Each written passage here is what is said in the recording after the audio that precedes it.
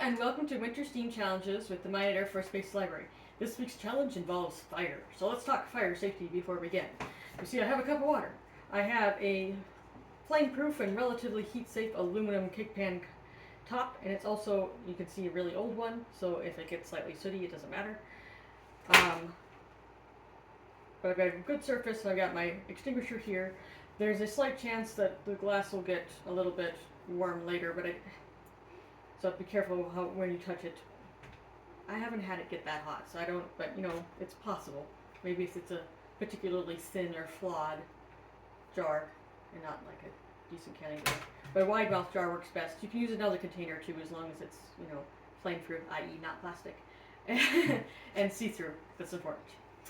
Alright, and I have two candles, and one of them is up a little bit. They're mostly identical candles otherwise. They're both from the same box.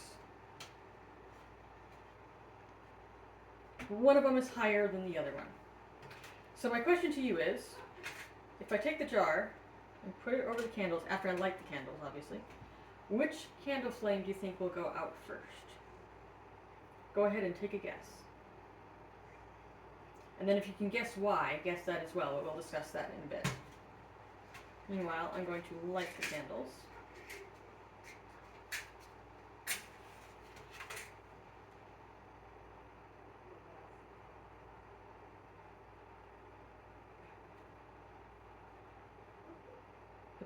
Put my match on my flame-proof surface as well. Okay, here goes. We're going to see what happens. Alright. It's going to take a little while to happen. While it takes a while, we'll talk about a few things about candles. So candles fire, really, needs three things to burn. Oxygen, fuel, and heat. Oh wow, the first one candle already's gone out. That was fast. Faster than I was expecting. And looks like the second one is dwindling. Boing. And you can sort of see that the glass is fogged up as well. It's because when a candle burns, it uses oxygen and fuel to create a chemical reaction. And the fuel in this case is the paraffin and the wax, which comes up through the wick, through wicking action. But anyway, and then the flame gives off carbon dioxide, water vapor, which is what has fogged up my glass a little bit, and some small amounts of other things as well, depending. Some of it depends on a variety of factors. Anyway, so you might be thinking, oh well, so oxygen must have been all used up. That's why the candles went out. It's not entirely true. There was still a little bit of oxygen in the jar, probably mostly towards the bottom, admittedly, but we'll talk about that in a moment. The key is the carbon dioxide. So normally, in the air that we breathe, the normal air around us, is about 78% nitrogen, about 21% oxygen, and a little less than 1% argon, and all the other gases, of which there are often many, including carbon dioxide, is also a very tiny, tiny amount of that. And carbon dioxide is only 0.04% normally, which is a very small amount indeed, right, of the air that we breathe in anyway. So unless it's in a sealed container, air is always moving around. Even if you don't feel it, because you're in a house, right, you think it's not windy, you don't feel wind, but it is moving around constantly. So all of the air is pretty well mixed together. If you put it in a container that's sealed, though, just like, if you take oil and water in a container and you shake it up and then it takes forever, and eventually the oil all comes to the top and the water all goes to the bottom and they separate, right?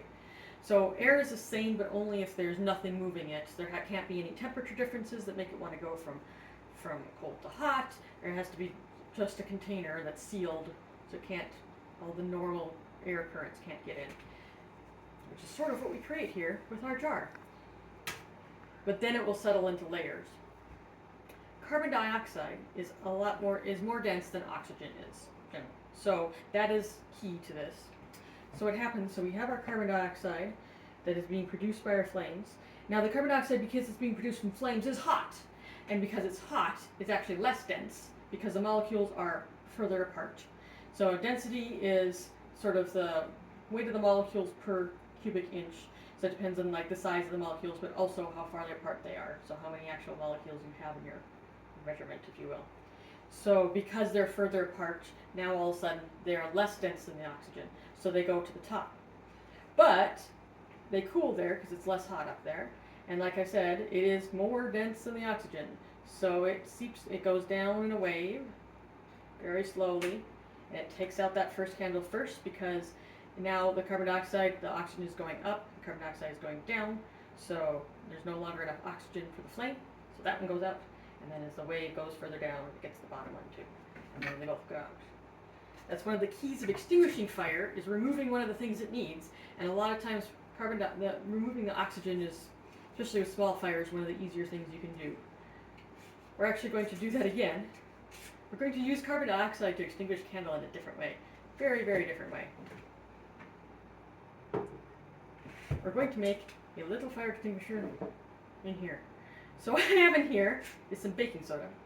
And I have some vinegar. And I'm sure you know what happens when you mix baking soda and vinegar, right? It gets all fizzy. So that fizz, the bubbles, are carbon dioxide. Are carbon dioxide. So, again, carbon dioxide is more dense than most air, including oxygen. So it's going to mostly sit in my cup. Some of it's going to come up because of the bubbling action, right? But it's going to sit in the cup for the most part. It's not going to come out. And that's going to allow me to pour it like water to extinguish the flame. So let's give this a try. Hopefully I won't put too much vinegar in it so it doesn't make a huge mess, but we'll find out.